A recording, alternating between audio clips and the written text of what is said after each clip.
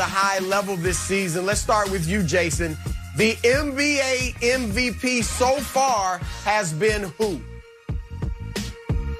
I mean, LeBron James, Chris. That's obvious. I don't think there's any debate here, although I'm sure you're going to make a case. Listen, there are only 5 guys in the league who are 30 or older playing the number of minutes that LeBron's playing. What he's doing at 36 has never been done. It's unprecedented stuff. I'm just so impressed with everything LeBron has done to keep his body right, stay healthy coming off the shortest offseason in the history of sports. And the Lakers have been pretty damn good with him. So my MVP, no doubt, LeBron. I think the guy to watch here, obviously Embiid and Jokic are close, is Steph Curry, who is putting up unworldly numbers, similar to when he was the unanimous MVP a few years back. Believe it or not, Jason, I agree with you. I've got LeBron right now slightly ahead of Joel Embiid. LeBron's playing great basketball, even playing pretty well on the defensive end at his age, as you mentioned. They got the second best record in the West. He's played every game, unlike most stars in the league. So I've got to give it to LeBron right now. I give him the edge over Embiid for this reason. Embiid has already missed 5 games, all right, out of 27. Doesn't sound like a lot, but he, over an 82-game season, he's on pace to play about 67 games. No one this century, all right, this century, and I could even go back into the 80s, really, has played fewer than 71 games and won the MVP. So Allen Iverson won it in 2001, 71 games out of 82. Embiid wouldn't hit that threshold. So if he continues to miss games like this, that's going to hurt him in the race. So I got LeBron. Well, I'm sorry, guys. I'm not going to follow that cab. I like Joe Embiid. I think Embiid is the MVP so far this season. If you look at what his body of work from this year, this year to last year, he's actually shooting 7 more percentage points better than he did last year. He's 47, he's 54 now. You talk about his three-point shooting. He's 40% from the three-point line. He's 85% from the free throw line, too, as well. So you talk about all his numbers have went up. They are 18-9. They're number 1 in the East. They got a couple-game, 2-game lead. I know they've had a rough week. They've lost a couple games in a row. But the only thing that could be a knock, and Chris, you just alluded to it, is that the fact that he doesn't play. He's missed 5 games. If he keeps it, I mean, it's a 72-game season. I think if he can, which is going to be tough, if he can play 60 games, I think he's going to be an MVP, especially if they're the number 1 team record-wise in the East. Yeah, and Twan, LeBron could come back to the pack a little bit without AD as far as the Lakers' record. Let's stay out west. Giannis turned some heads when he said the Utah Jazz are the best team in the West. Jason, shots fired. Who do you think the best team in the West is? Well, it's the Lakers, but I feel like I should turn this into an indictment of Giannis. Hey, Giannis, worry about your own backyard, okay? Don't worry about the West. Worry about getting out of the second round of the playoffs before you talk about the best team in the West. It's the Lakers. Come on. They have the most dynamic duo in the league. They've got the deepest bench in the West. The Lakers are the best team out West. We know it's not the paperclip. Okay, those choking frauds are definitely not the best team in the West. Utah Jazz are a great regular season story. I would like to see what they can do in the playoffs. Listen, man, Jordan Clarkson, Bogdanovic, they're getting really good contributions. I need to see it in a 7-game playoff series. I like the Jazz a lot, but right now it's the Lakers for me. I'm worried because I'm agreeing with Jason McIntyre too much, but I'm going to go with the Lakers. Obviously, I'm giving them the assumption of being healthy, but with AD at his best, I do think the Lakers are the best team. They play the best defense in the league right now, and when healthy, I've got to go with them. Look, there's a case for Utah. They're the second best defensive team in the league, and they shoot the 3 better than just about anyone other than the Clippers. I'll give the Clippers a shot, too. You call them the paper clips. No, Ty Lue has got them on playing the right way. They've had the necessary attitude adjustment, and Kawhi is having an MVP caliber season himself, and they are lights out from 3-point range. I don't put it past Giannis. Look, he's been in the league a little longer. Maybe he's maturing and learning to play some head games. Maybe he's like trying to take a shot at the Lakers or the Clippers and letting them know, I'm not too afraid of you guys. You're not as good as you think you are. Watch out for the Jazz. So maybe Giannis is playing some head games, Antoine. Well, I disagree with both of you guys. I like the Clippers. I know you, Jason, you took a big little shot there at the Clippers, but I like the Clippers when they're healthy 100%. When Pat Beverly's in the lineup, I think they're the best team in the West. They got 3 guys that can defend at a very, very high level. Paul George just came back on a vengeance. Then when you think about Kawhi Leonard and the year he's having, MVP-type season. But you got to look at the addition. I think Nicholas Batum gives them balance. Then you come off the bench with Lou Williams and Morris. They got a balanced team from top to bottom. They're going to be very difficult to beat come playoff.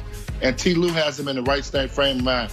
I got sold when Kawhi Leonard, I think he busted his mouth, his nose up, and he did not take a long period of rest. He came right back and got in the lineup. It seems like a guy that's on a mission. He's ready to play. We're not talking load management this year. I like the Clippers, and I think T. Lue is the difference. He's got these guys tough-minded, and they improved their roster.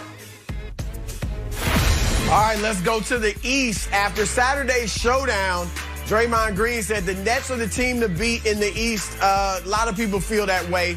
But, Jason, if the Nets are the team to beat out East, then who is the team most likely to challenge them to get to the finals? Yeah, Chris, I'm going to go with the 76ers here and your guy, Antoine, Joel Embiid. I love Ben Simmons defending. He might be the defensive player of the year. This is a really good Sixers team. I actually have a bet on them to meet the Lakers in the final. It pays off very handsomely, but I don't think the Sixers can get by the Nets now. I mean, think about this, guys. We're looking at a backcourt of Danny Green and Seth Curry against the Nets when I've got Kyrie Irving and James Harden. Like that, to me, in a 7-game series is not good news. I got a lot more on the Nets. We'll save it for later in the show. But I like the Sixers team a lot. Joel Embiid has missed a little too many games, Chris, as you noted.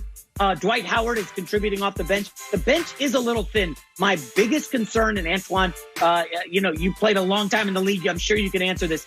When the 76ers need a bucket in the half court, okay, is Joel Embiid really the guy? Because when they were at their best 2 years ago, Jimmy Buckets was that guy. He, of course, is in Miami now and just went to the finals. I worry about the Nets in a half-court game in the playoffs, but I still do think Sixers-Nets is your best bet in the Eastern Conference Final. All right, Jason, we're going to have to discuss something during the break because I think you hacked into my computer and took my answers. I mean, not to mention that I'm really starting to be insecure about my takes if I'm agreeing with you so much. But I got Philly. And Antoine talked earlier about Embiid. Embiid is a huge reason because who in the world, I mean, DeAndre Jordan, is he going to be able to turn back the clock? If not, who in the world is stopping Embiid down low? Antoine, I don't know if you agree with this or not. I get it. Embiid is playing in the post more than ever. Okay, but you watch him, his post-ups tend to be 12 to 15 feet from the basket. He's not even on the block. And then he faces up immediately. Now, his mid-range shot is butter. His mid-range shot is awesome. I mean, I haven't seen a big man, including Patrick Ewing, that shot the mid-range like this. He's doing this year.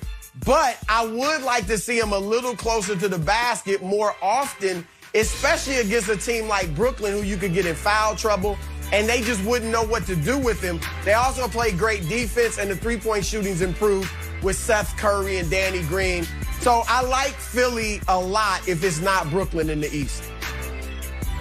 Well, I still like Milwaukee. It's tough for me not to still pick Milwaukee with the additions that they made in the offseason with Holiday and Bobby Portis and Forbes. Those guys, they extended their bench, got him some more scoring.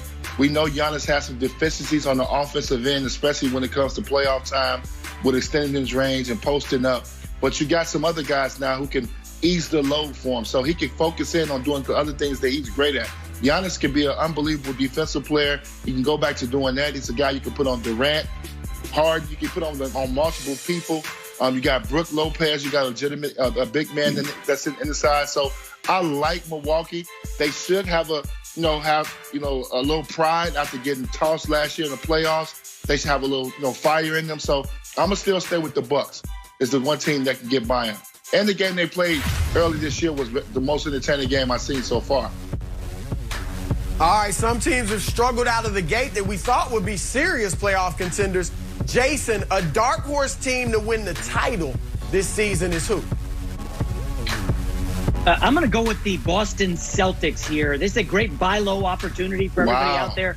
They are a 500 team after losing to the Pistons and the Wizards this weekend, 2 bottom feeders in the league. Although I need to take a timeout and say I'm still shook from Antoine Walker just mentioning Bobby Portis. That might be the first Bobby Portis reference since he punched out one of his teammates in Chicago. I'd forgotten that guy was a factor in the league.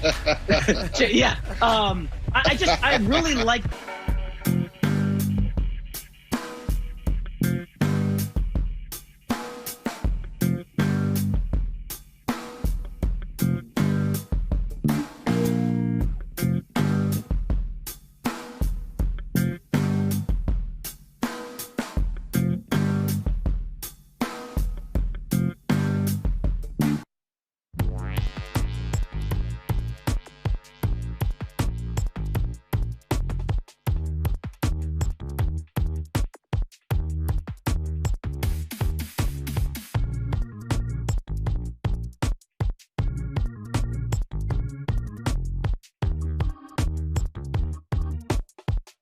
Team in the West.